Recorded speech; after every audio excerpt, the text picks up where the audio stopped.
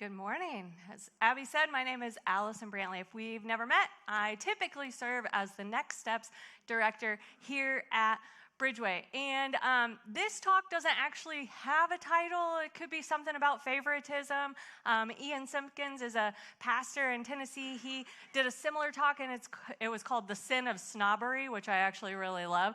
But just saying that, you probably assume I'm probably going to hurt your feelings this morning. I hurt my own feelings while I was research and prepping for this week. So we're going to pray before we get started. God, just thank you so much for every single person in this room who took time to be here to learn more about you. Today, I just ask that you open their ears, open their hearts to be receptive to what it is that you have to say.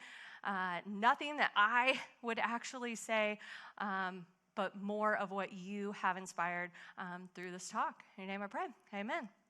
Okay, so we are going to start right off the bat this morning with some crowd participation, which we rarely do around here. So I really am counting on you. I know our numbers are small, and Joel pretty much told me, nobody's going to actually talk back to you. So you guys, really, can we just prove him wrong this morning, please? Thank you. Okay, so I'm going to show you 3 pictures, and you're going to tell me what these people do for a living. Now, you don't have to worry about, offending anyone. You don't know these people. They don't go here. You're not going to run into them in our community. So, just have at it, okay? So this first one on the left, this is Darlene. So tell me what you think Darlene does for a living. Teacher, model, TV news. That's a good one. Okay. A what? A dental hygienist. Okay. So this middle picture is Bruce. What does Bruce do for a living? Farmer, bus driver, truck driver, construction. Okay. All right. This is not such a great picture of Catherine. I apologize to her. But what do you think that Catherine does for a living? Teacher, stay-at-home mom, secretary, librarian, I think I heard. Okay, so these people all do lots of things. None of them are what you said. Darlene actually was a mother of 3, shot her husband to death for allegedly no reason. I know. You guys were so close. Bruce here is a serial killer in Canada who killed 6 men in the early 2000s. And then Catherine here, we're about to really wake up together this morning if you're not already awake. But Catherine not only killed her boyfriend, but she chopped him up, put him into stew, and then ate half a bowl before the police came. So, good morning. I'm so glad you're here, okay? And you're probably like, I'm not. No. But this goes to show that we are pretty terrible at judging books by their cover. We tend to think that we're really good and, we can tell people a little bit about themselves just by their outward appearance. But clearly, some of you guys thought Catherine was a librarian, okay? We're pretty garbage at this, to put it perfectly honest. So today, though, we are going to be mostly in the book of James. And if you're new to church, or maybe you just don't know, but James is the half-brother of Jesus. And he was often called James the Just. Some people called him Camel Knees. Okay, talk about nicknames that you had as a kid or whatever, Camel Knees. I will literally never forget that as long as I live. But it was mainly because he was known for being down on his knees praying so much that his knees got worn. But literally, Camel Knees, worst nickname in the history of ever. But during Jesus' ministry, James was not a big fan, not a believer, pretty much disowned Jesus. If you have siblings, I'm not sure what it would take for you to believe that your sibling was the Messiah, but I would say probably a lot, and James was no different. But all of that changed for James after Jesus' resurrection, and I feel like that would have been enough convincing for me as well. But After that, he became an avid believer and an early church leader in Jerusalem. And so he's writing a letter that we now have in our Bible to other believers, other Jesus followers who are scattered throughout Israel about how to follow Jesus. And so he starts in chapter 2, his letter, by saying this: "My brothers and sisters, believers in our glorious Lord Jesus Christ, must not show favoritism." So right off the top, he says, "my brothers and sisters." And it's easy to kind of miss or dismiss when you're reading, to just kind of gloss over that part. But that's actually a theological statement if you're a believer of Jesus. You're not just part of some bigger collective, some, larger thing. This is intimate. These brothers and sisters. And I think he's also saying this to show us that this wasn't just happening in some far-off land, someplace that, these people were never going to see. This was happening in the church. This was happening to people that he knew, to people that he shared this common bond with. But it's not just good enough to say that I know all of these things, that I have this right theology, that I have a lot of head knowledge, because you can have a big head and a shrinking heart. Because if your theology doesn't transform how you live, it's a false theology. There are a lot of people in the church who could probably recite a ton more than I can, who know a lot more about the Bible, the ins and outs, than I do, guaranteed. But there are also a lot of people who judge based on your employment or lack of it, the house you do or do not own, your salary, your car. And Jesus wasn't immune to this either. In John chapter 1, Nathanael, who wasn't actually a believer at the time, he was talking to some other guys, and he says, "Can anything actually good come from Nazareth?" They're looking at Jesus, and they thought, this guy's pedigree, there ain't no way. Look at where this guy came from.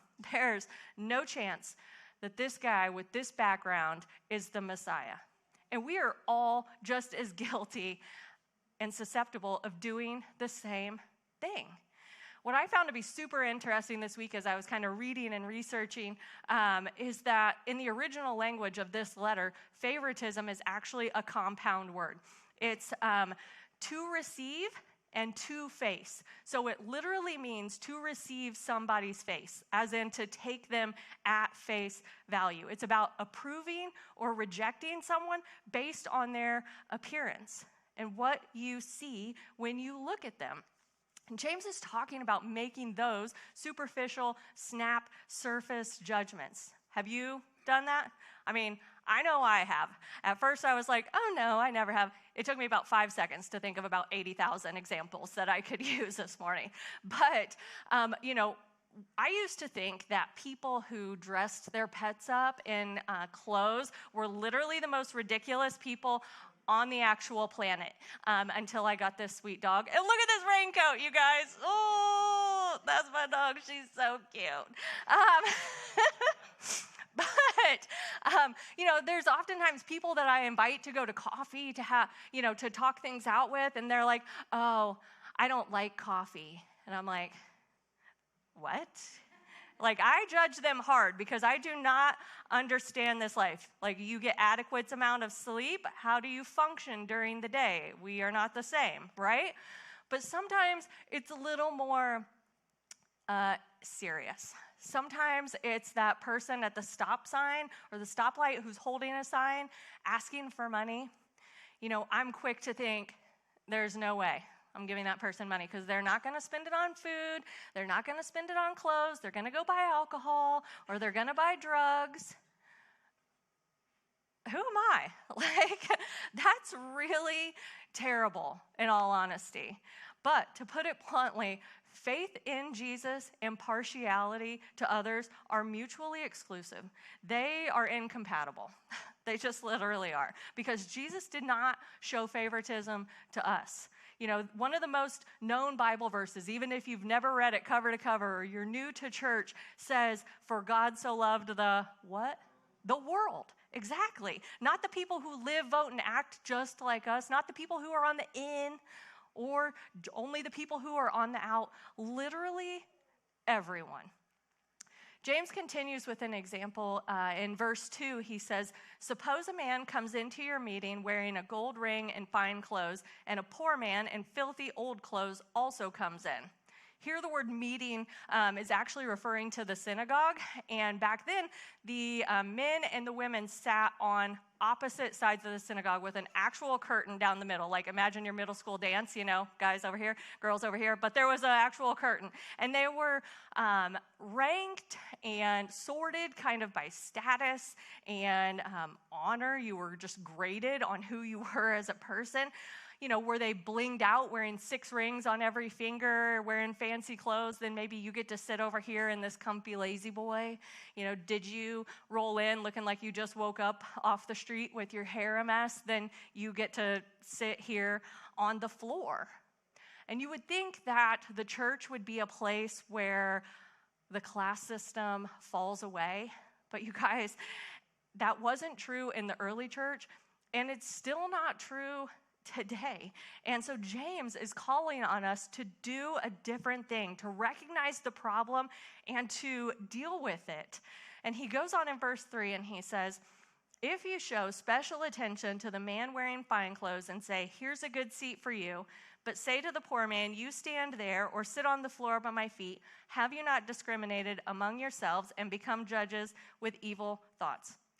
James uses the phrase, "show special attention," because it could be real easy to watch somebody walk in here that's all dressed fancy, not wearing jeans like me, and wearing nice clothes, and think, yes, we want more of that because, we would like more money into the church so we can do more things out in the community, instead of looking at the person that's coming in wearing, the same clothes they had on yesterday with their hair a mess and thinking, oh, you are bringing down the property value here. Like, we can't have this in our neighborhood.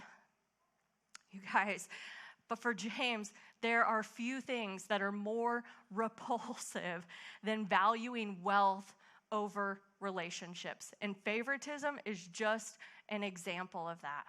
But spoiler alert, the ground at the cross is all even. Okay, there are no second-class, second-rate citizens in the kingdom. It's all level. And I like what one pastor said about this Pride and Prejudice. He said, "We're all made of dirt." Okay, sorry if that hurts your feelings. Not really, but kind of. We all came from the same place. We're dirt. You guys, so too many times we judge someone else's appearance or their character by their outward appearance, and forgetting that we too are kind of smelly, oftentimes, even though we are super beloved and loved by Jesus, smelly sinners who mess up. Now, I can be quick to give myself a pass here because I'm not flashy. I don't walk people to the front row for these fancy seats, because you guys would literally hate that if we did that. You're like, no, the preferential seats are the ones by the back wall, okay? But we don't walk people to the front. But my problem is that my favoritism or my discrimination are much more subtle. And I'm guessing yours probably are as well. We all make these surface judgments about people based on limited information that we have. For example, many, many moons ago, I used to work out regularly in the mornings. And there was one day where I was going into the gym at the same time as somebody was coming out who's acquaintance of my husband through work. And later that day, they saw each other at work, and the guy said, "Oh, so is your wife training for a run?" And no. You guys, cardio is hardio. And so I do not do it. I go into the gym, I stretch and warm up, and then I would go to the freestyle free weight side. Okay? Ooh, I know it's scary over there. It really is. But that's what I would do. So this guy assumed that because I was a woman and his wife is a runner, that I also just run. And, some women do. My friend Cheyenne, she ran 50 miles last week in a row. You guys, 12 hours worth of running. 12 hours. So some women do. Other women, we have female powerlifters who go to this church, and they're amazing and inspiring and strong. But because I was a woman walking into the gym, he just assumed that I was a runner.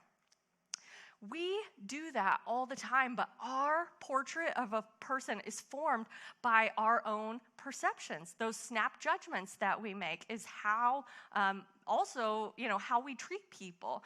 But the guy at the gym didn't think we were the same, but we were. In James's time, people were discriminating based on wealth, but there are so many areas where we get stuck discriminating or, putting people into these boxes, whether it's appearance, employment, or lack thereof, whether it's your political affiliation, your past mistakes. We are obsessed with distinctions. But Jesus knocks down all of those walls. He does not build those up. It's looking at someone who has maybe had an addiction or been homeless or not had a car or a license or maybe gone to jail in the same way after they've gotten out, been clean, bought a house, got a good job. You guys, we are just looking at them like they are the sum of their past mistakes, like they can't possibly be different than the person that we knew before. We're just waiting for them to mess up and then just be able to say, well, I knew it. That's just who they are. And side note, kind of before I move on, we at the church here and myself, we strongly believe that people do recover. You guys, there are people in this church who are currently in addiction. There are people in this church who are going through recovery. We have people and they have space here. The same as you and me. You guys, we believe in them. We are for them. We encourage them. We support them. We are walking beside them, empowering them, because we are no different. We are all the same in the eyes of God. So this is just my coming back on here. But one of the subtle dangers I think that we face in the church is catering to people who can help us rather than to those that we can actually help. And that's a huge problem that I see around. Not just, little C, Bridgeway Church, but big C, church everywhere. But James goes on in verse 5 to say, listen, my dear brothers and sisters, has not God chosen those who are poor in the eyes of the world to be rich in faith and to inherit the kingdom he promised those who love him? But you have dishonored the poor. Is it not the rich who are exploiting you? Are they not the ones who are dragging you into court? Are they not the ones who are blaspheming the noble name of him to whom you belong? James is saying that how we spend our money demonstrates whether or not we bear the family resemblance on which kingdom matters most to us. It's not to say that being rich is bad by any stretch of the imagination. You can do so many things with great wealth in the community and for the kingdom. It's also not saying that the poor are the favorites, because you guys, there are no favorites, okay, if nothing else. But God did choose to reach people kind of from the bottom up. That's how he started this church. It was the farmers and the fishermen, kind of the lowly people of society. So it's a little ironic to me that believers would favor the rich and dishonor the poor. Paul, who was an apostle of Jesus, an influential leader, church planter in the early church, he wrote a letter to believers in the town called Corinth, which is how we get Corinthians, this book in our Bible now, encouraging them to give to the poor. And he says, though he was rich, yet for our sake he became poor, that we through his poverty might be made rich. He didn't spend his time in palaces with the influential who had it all, but in places of poverty, sharing meals and going to weddings. So how are we showing partiality? Who are those people for you? Who are the people that you have a hard time believing that Jesus loves? Jesus spent so much time with people that the religious elite did not like, which meant then to them, he couldn't possibly be the Messiah. If he's associated with them, the disabled or the rebels or the tax collectors, there's no way he can be the Messiah because that's just not proper. That's just not right. But James continues warning us that if you really keep the royal law found in Scripture, love your neighbor as yourself, you're doing right. But if you show favoritism, you sin and are convicted by the law as lawbreakers. When we diminish someone by reducing their value through insults, slander, gossip, character assassination, racial statements, or just even treating them like they're invisible and they don't exist in your world, we are breaking the royal law of Jesus. Next to loving God, loving your neighbor as yourself is the greatest commandment. And you guys, we love ourselves a lot. We think we are pretty great, okay? So that is a bold statement to love our neighbor as much as we love ourselves. But at the core of Jesus' ministry was love. You guys, love for the poor, love for the rejected, love for the downtrodden, the outcast. He was love. He didn't come for himself. He came for them and for us. And James wants us to understand that this sin or this act of discriminating against others based on the world's standards, it just does not compute with the way of Christianity. You guys, they are self-centered and self-serving, and Jesus was self-giving and centered on the needs of others. But there's one more place that James adds a little later in the letter that I don't want us to miss. And he says this: speak and act as those who are going to be judged by the law that gives freedom, because judgment without mercy will be shown to anyone who has not been merciful. Mercy triumphs over judgment. By this point in James' letter, I get the fact that God does not approve of favoritism, right? But what struck me in these final verses is that how I treat people is connected to my own freedom. Even the subtle, unconscious bias of my life don't take from somebody else. They take something from me. Because favoritism robs you of your freedom. When Nick and I were newly married, we were looking for someplace to live. And my grandparents have several rentals in Greentown. And so I called up my grandpa to see if we could rent a house off of him.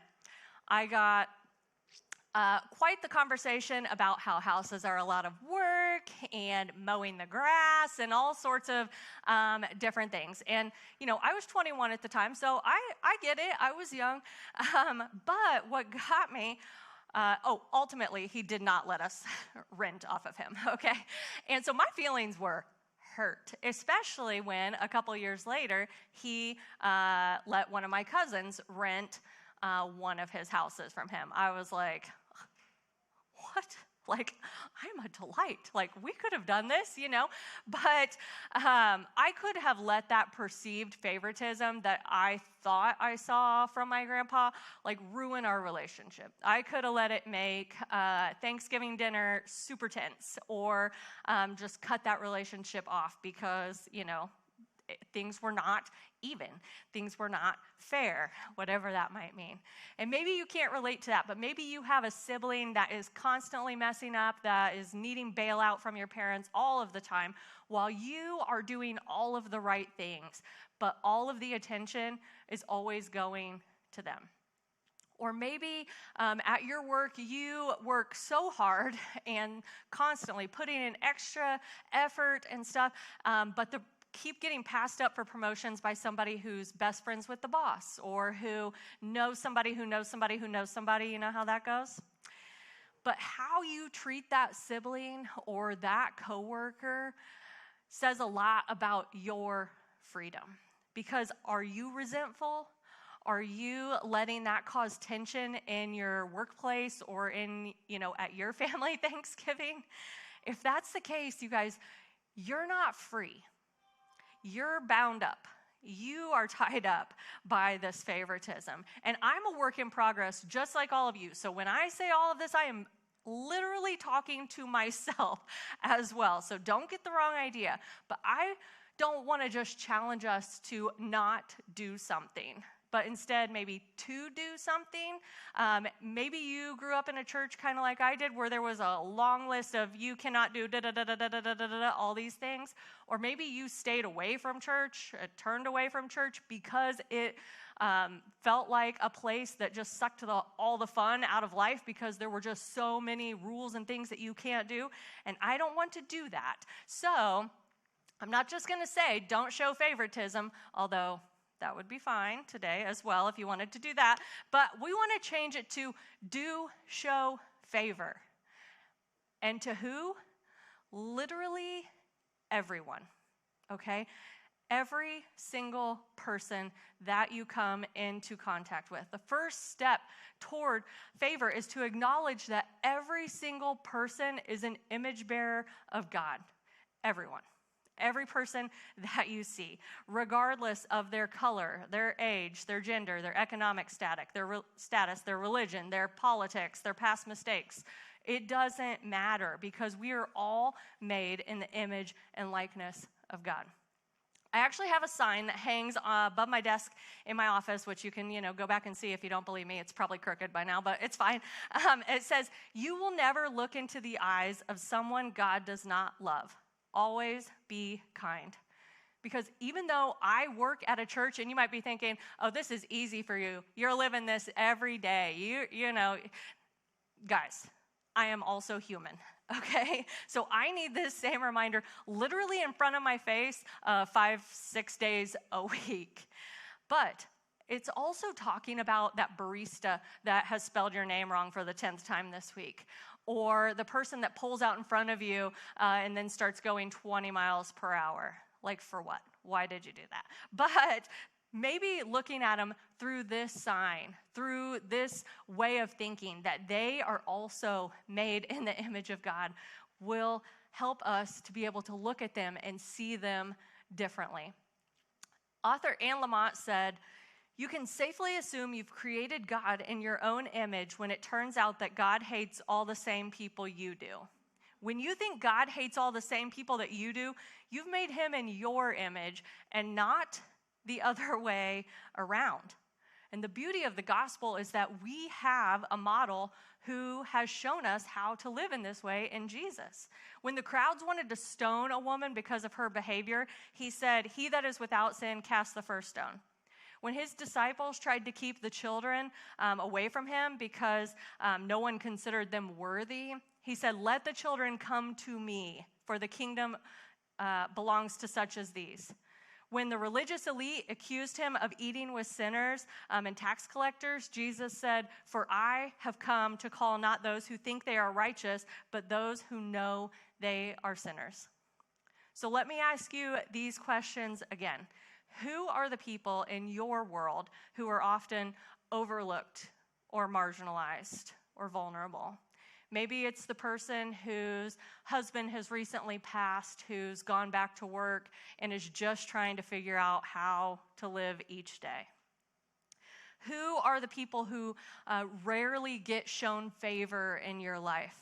Maybe it's the person in the office, not who makes the most amount of money for the business, but maybe it's the person who sets up all the appointments, gets all the signatures on important documents, and does the filing and all the behind-the-scenes work. Who are the ones who rarely, if ever, get acknowledged? Maybe it's the stay-at-home mom or dad who cooks and cleans and tacks these kids around everywhere so that way their spouse can have the limelight. There are so many people in your life who are overlooked and marginalized and often invisible. But ultimately, what I want for myself and for our church is that our opinion of others would pale in comparison to our love for others. You guys, and not ultimately my love or your love, but the love of the Father. Because I believe that our world is desperately wanting to see a people who show no favoritism, but generously offer favor to anyone and everyone they meet. They want a people who are less focused on getting ahead of others and more focused on loving others, because everyone was created and is loved by God. There's a book called One Church from the Fence by Wes Seelinger, and he writes, I'm going to read it here because it's a little bit long. It says, I have spent long hours in the intensive care waiting room watching with anguished people, listening to urgent questions. Will my husband make it? Will my child walk again? How do you live without your companion of 30 years? The intensive care waiting room is different from any other place in the world, and the people who wait are different. They can't do enough for each other. No one is rude. The distinctions of race and class melt away. A person is a father first and a black man second. The garbage man loves his wife as much as the university professor loves his, and everyone understands this. Each person pulls for everyone else. In the intensive care waiting room, the world changes. Vanity and pretense vanish. The universe is focused on the doctor's next report, if only it will show improvement. Everyone knows that loving someone else is what life is all about. You guys, long before we're in the intensive care waiting room, maybe we can learn to live like that. Let's not wait until then to get rid of all of these distinctions and these categories that we put people in. Because here's the bottom line. If you want God's favor, you can't treat people with favoritism. It does not work. And as you go today, you're going to interact with maybe the waitress at lunch. Maybe it's, somebody when you're getting gas or at the grocery line, or maybe it's just your family in your own home. But whoever you come in contact with today, I want you to remember that you have never met a person that Jesus doesn't love, that there are no second-class citizens in the kingdom. And that the people that you often try to avoid or not make eye contact with are the people that Jesus would be sharing a meal with. And that Jesus died for just like you and just like me.